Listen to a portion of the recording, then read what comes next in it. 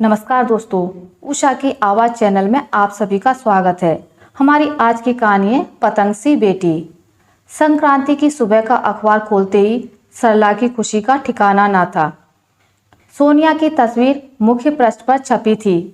उसे काशी विश्वविद्यालय की ओर से रिसर्च हेतु जर्मनी भेजा जा रहा है। साथ ही वहीं नौकरी भी मिली है। उसकी सफलता की खबर पढ़कर सरला की आंखें छलक पड़ी।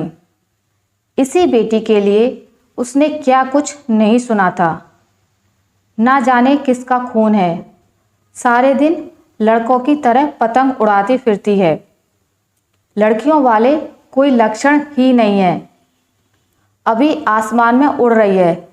जिस दिन कटकर गिरेगी किसी को मुंह दिखाने लायक न रह जाएगी।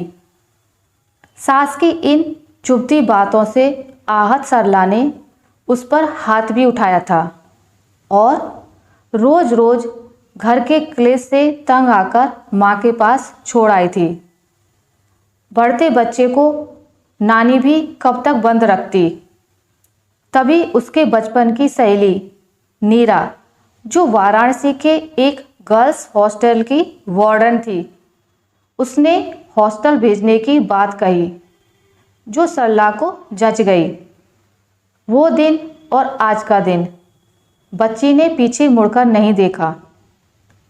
अब इतनी बड़ी उपलब्धि हासिल करने वाली बेटी पर गर्व हो रहा था।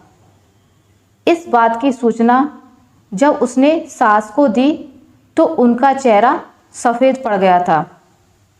उन्हें क्यों लगाव होता। वह उसके पहले पति की बेटी जो थी। वह शादी के पहले महीने ही गर्भ में रह गई थी। किसी तरह शादी के 5 महीने निकाले। रोज के लड़ाई व शारीरिक यातनाओं से परेशान होकर आखिरकार सरला ने तलाक ले लिया। पर बच्ची पेट में थी तो उसे तो जन्म देना ही था। समय पूरा होते ही नन्ही बच्ची दुनिया में आ गई। नैन नक्श से एकदम अलग थी। ना तो वह माँ की परछाई थी और ना ही अपने पिता की। किसी को इस बच्ची से कोई लेना देना ना था। राघव सरला से प्यार करता था और उसने बच्ची के साथ स्वीकार भी किया, मगर अपनी माँ के साथ रहने के कारण वह भी कुछ न कर सका। ऐसे में नानी ने ही पाल पोस कर बड़ा किया। वही लाड़ दिखाती, मगर अन्य बच्चों की तरह सोनिया भी माँ के आंचल के लिए तरसती रहती। सरला को उसके दुखों का आभास था। जानती थी कि अपनी माँ की गोद के लिए सोनिया का मन तड़पता है, पर वह अपनी नई घर गृहस्थी में व्यस्त हो चली थी। बेटे के जन्म के बाद तो सोनिया का रहा सहा हक भी जाता रहा। सब साथ रहते, हंसते बोलते, पर उसे सारे रिश्ते झूठे लगते, दिखावा लगता। अब इस छोटी सी उम्र में जिंदगी के हर थपेड़े से लड़कर उसकी बेटी विजेता बनी है। उसकी इस उपलब्धि की बधाई वह कलेजे से लगाकर देगी। सरला की ममता बेटी से मिलने के लिए तड़प उठी। उसके पास समय कम है। आज रात की फ्लाइट है। उसने तत्काल नीना को फ़ोन मिलाया और टिकट लेकर ट्रेन में बैठ गई। दिलदार नगर से वाराणसी पास ही है। नीना के साथ पिछली बातें याद करने लगी। तुम्हें याद है नीना, जब सास की बात पर तड़पकर मैंने सोनिया के मुंह पर तमाचा जड़ा था और खुद ही रोने लगी थी, मगर सोनिया की आंखों में आंसू की एक बूंद ना थी। जाने कैसे पत्थर हो गई थी। हाँ सरला, खूब याद है। तुमने जब कहा कि उसके लिए क्या कुछ नहीं किया, तो उसने कहा था सारी उम्र अपनी ममता से महरूम रखा, नानी के पास छोड़ दिया। एक तरह से अच्छा ही किया। अपने पति व बेटे के आगे मुझे पराया ही पाती होगी, तभी तो तुम ऐसा कर पाई। हाँ, और इस बात का मेरे पास कोई जवाब ना था। यह सब एक दिन की बात नहीं थी। ससुराल में सोनिया की हरकतों पर नज़र रखी जाती थी, जैसे वह अपने नहीं बल्कि पराए घर में पल रही हो।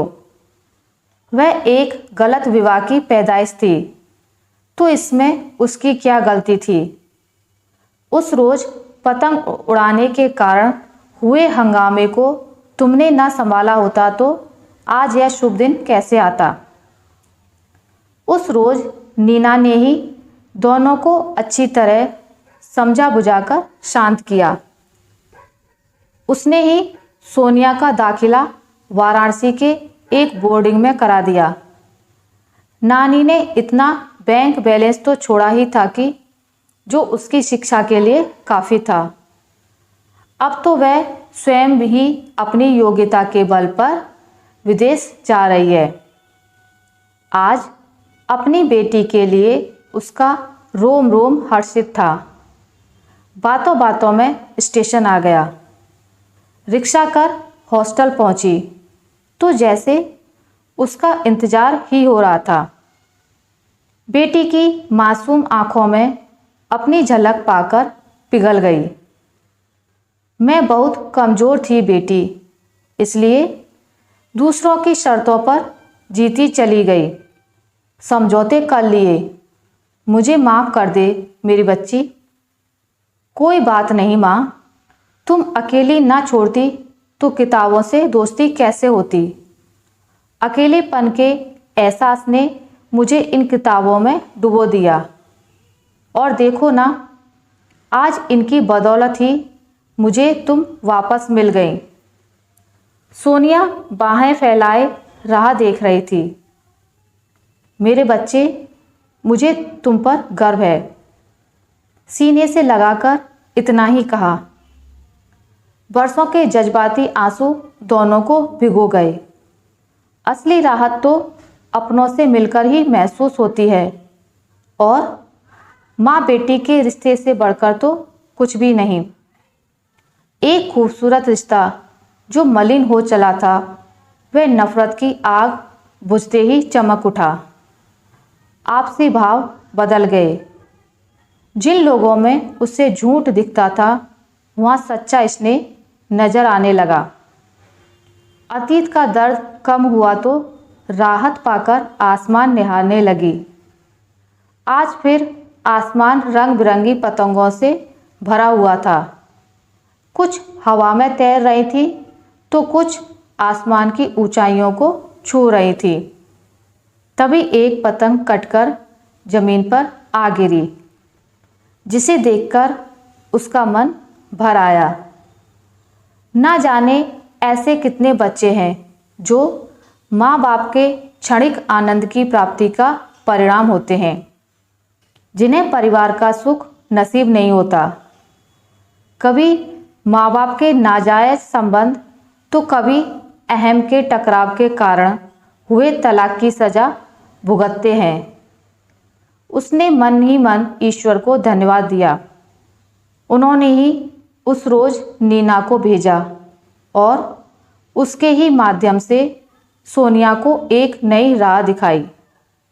ऐसा ना हुआ होता तो शायद वह भी टूटकर बिखर गई होती। ओह, बातों में समय का पता ही ना लगा। रात के 10 बज गए तो नीना और सरला सोनिया को छोड़ने लाल बहादुर शास्त्री एयरपोर्ट आ गई। सोनिया चेक इन के लिए अंदर चली गई। कुछ ही देर में वह पतंग के समान अपने आसमान को छूने के लिए हर पीड़ा से स्वतंत्र होकर उड़ जाएगी। आशा करती हूँ आपको मेरी आज की कहानी अच्छी लगी होगी। अगर आपको मेरी ये कहानी अच्छी लगी है तो इसे लाइक करें, ज़्यादा से ज़्यादा शेयर करें, और अगर आप मेरे चैनल पर नए हैं तो इसे सब्सक्राइब करना ना भूलें। मिलते हैं एक नई कहानी के साथ, तब तक के लिए नमस्कार।